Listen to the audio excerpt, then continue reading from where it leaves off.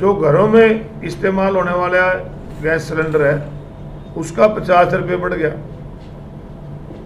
CNG के rate बढ़ गए, हर चीज़ की कीमतें बढ़ी।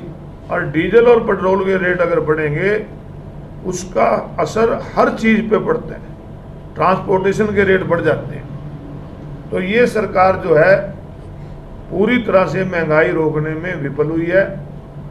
सरकार को चाहिए कि डीजल और पेट्रोल के दामों पर कमी करे, क्योंकि अगर डीजल और पेट्रोल के दाम इसी प्रकार बढ़ते रहेंगे तो हर चीज़ की कीमतें बढ़ती रहेंगी। आज ऐसे हालात हो गए हैं, गरीब आदमी को खाना मुश्किल हो गया। ये तो कहा करते थे किसान की आमदन डबल कर देंगे। आज किसान की ऐसी हालत है कि इस पिछले साल जो जीरी का सीजन था, आलू का सीजन था और अब गेहूं का सीजन, गेहूं किसान का जो लागत है वो भी आज गेहूं में पूरी नहीं हो रही। गेहूं की बेमौसमी बरसात की वजह से, जल्दी गर्मी पड़ने की वजह से गेहूं की ईल्ड पूरी तरह से घट गई है, आधी भी नहीं है गेहूं। अब मंडियों के में जाके देखो, आजकल के मंडियों में बढ़ा नहीं जाता था, सारी मंडियां खाली पड़ी हैं क्योंकि किसान के पास फसल नहीं। हम मांग करते हैं कि इस पे भी बोनस देना चाहिए सरकार को। और इसी प्रकार किस प्रकार से इन मुद्दों से लोगों का ध्यान हटाया जाए। एक तरफ तो केंद्र की सरकार बढ़ती महंगाई से लोगों का ध्यान कैसे हटाया जाए। केंद्र सरकार का गृह मंत्री चंडीगढ़ जाके बयान दे देता है कि जो चंडीगढ़ है ये इस पे सारे सेंट्रल के रूल लागू होंगे। और क्योंकि पंजाब में भी नई सरकार बनी है और पंजाब के मुख्यमंत्री ने भी बहुत लोगों से वादे किए थे, वो भी लोगों का ध्यान हटाने के लिए पंजाब को, चंडीगढ़ पंजाब को देने की बात करके प्रस्ताव पास करने की बात करते हैं। तो चंडीगढ़ जो है वो हरियाणा प्रदेश की राजधानी है और हरियाणा प्रदेश की राजधानी है चंडीगढ़, हरियाणा प्रदेश की राजधानी रहेगी। चंडीगढ़ जो हमारा 1966 में हरियाणा प्रदेश बना था उसके अंदर 40-60 की रेशो में हरियाणा और पंजाब को रखा गया था। और इसके साथ साथ हमारे को पानी जो था, हमारा जो पानी पहले भाखड़ा से आता था उससे हमारा जो हिस्से का पानी था वो पूरा नहीं आता था। उसके लिए एक नई नहर प्रस्तावित की गई थी, सतलुज यमुना लिंक, कि जो पानी हरियाणा का शेर है SYL को बनाकर हरियाणा प्रदेश को दिया जाएगा। परंतु तब से लेके अब तक लगातार कोशिश के बाद भी हरियाणा प्रदेश में SYL का पानी नहीं आया। आज केंद्र की सरकार हरियाणा को SYL का पानी दिलाए। 2002 में माननीय सुप्रीम कोर्ट का फैसला हरियाणा प्रदेश के पक्ष में आया था और उसके बाद 2004 के अंदर उस समय की पंजाब की सरकार ने एक प्रस्ताव पास करके नदी जल समझौते रद्द कर दिए थे।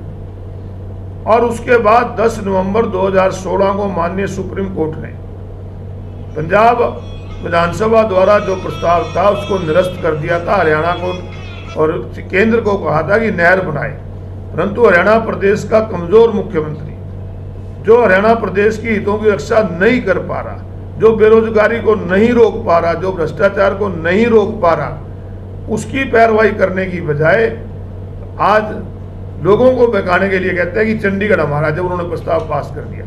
जबकि 10 नवंबर 2016 को जो फैसला आया था, मुख्यमंत्री ने सर्वदलीय मीटिंग बुलाई थी, हम सब लोग थे उसमें। उसने कहा था कि प्रधानमंत्री को मिलेंगे, राष्ट्रपति को मिलेंगे। ना राष्ट्रपति से तो मिल लिए, प्रधानमंत्री से आज तक नहीं मिले।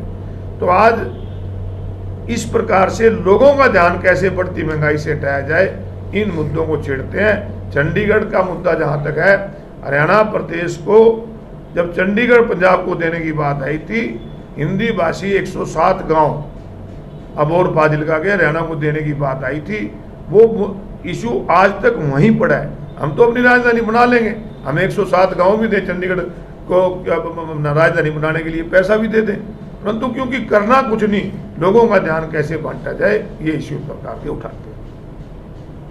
बोनस की बात आपने कही जी, कृषि मंत्री कहते हैं कि केंद्र का मामला है और इस पे अभी तक कोई विचार विमर्श नहीं किया गया।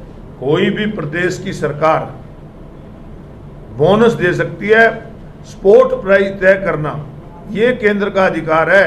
ये प्रदेश के कृषि मंत्री ये लोगों को कह के बहकावा कर रहे हैं कि केंद्र की सरकार का अधिकार है। प्रदेश की सरकार अपने खजाने से बोनस देना चाहे तो क्यों नहीं दे सकती, बोनस दे किसानों को। आज इतनी बुरी हालत है किसानों की कि किसान पूरी तरह बर्बाद हो चुका है।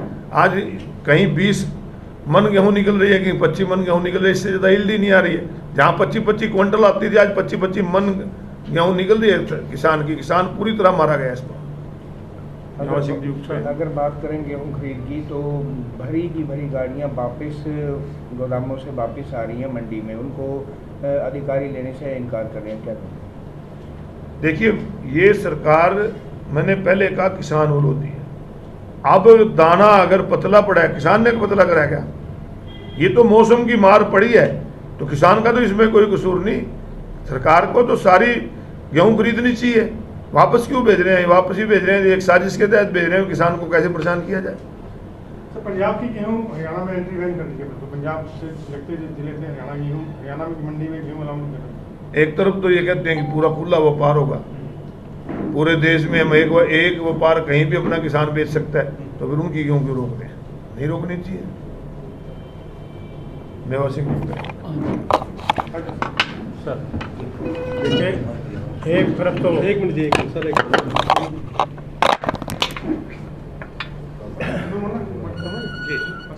देखिए, एक तरफ तो पिछले 2 साल से कोरोना जैसी महामारी, दूसरा इस भारतीय जनता पार्टी की सरकार ने हर चीज़ की महंगाई, चाहे वो डीजल है, चाहे पेट्रोल है, चाहे गैस है, आज चाहे वो ज़रूरियात की चीज़ें हैं, किराने का सामान है, आज सरिया 9,000 रुपये क्रॉस कर चुका है, ईंट 6,500 रुपये क्रॉस कर चुकी है। इसी तरह सीमेंट के रेट, हर चीज़ के रेट कई गुना इन्होंने बढ़ाने का काम किया।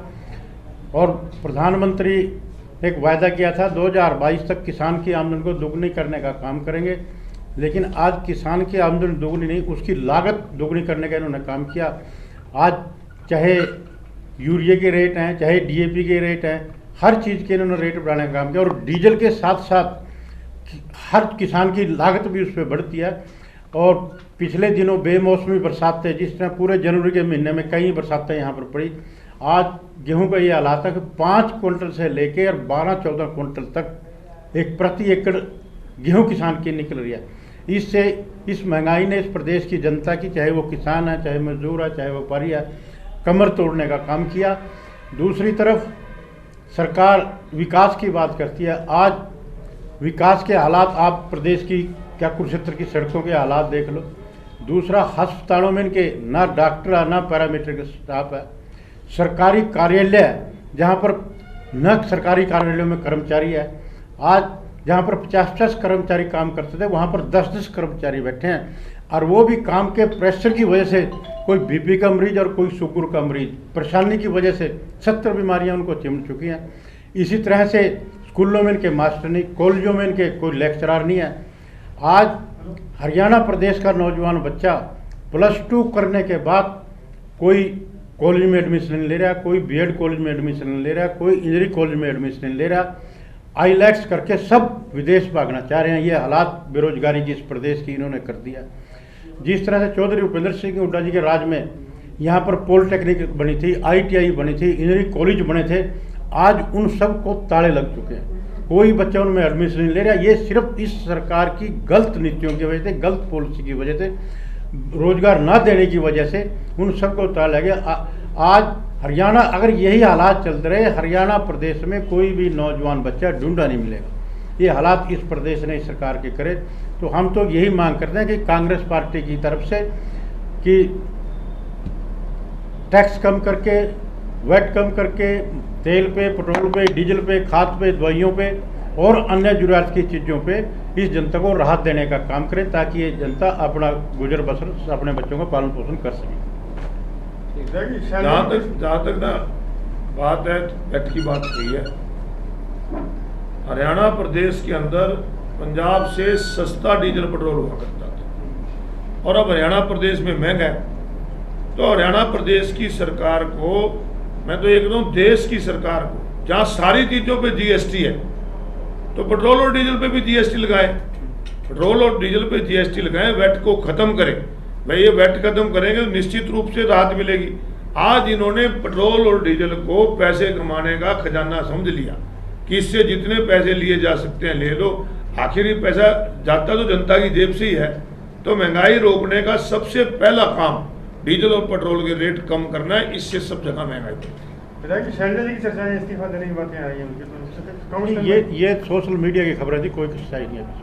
उन्होंने यहाँ बिरला मंदिर से आगे 3rd गेट तक कंप्लीट करी थी, अब फिर उसको बांट दिया सीवरेज के लिए। इनकी कोई प्लानिंग ही नहीं है कि इनको करना क्या है, कैसे करना है। तो हर चीज़ की एक प्लान बनानी चाहिए। उसमें पहले सीवरेज पा लेते उसमें से, अब उसमें सीवरेज के लिए पोर्ट दिया है, फिर उसमें तारे पाने के लिए पोर्ट देंगे। तो इस प्रकार कोई प्लानिंग बनाए कुरुक्षेत्र के लोग इन सड़कों की वजह से इतने दुखी हैं कि कई लोगों ने अपनी जान गंवा बैठे हैं। विधायक ने अपने जन्मदिन पर 4 अप्रैल को मंच के माध्यम से दावा किया कि वो जितना खर्चा हुआ है वो सबका ब्यौरा देंगे। नहीं, खर्चा तो पहले भी कह रहे थे, वो 1300 करोड़ रुपए खर्च किए हैं, परंतु 1300 करोड़ गए कहाँ उसका भी तो ब्यौरा देना चाहिए।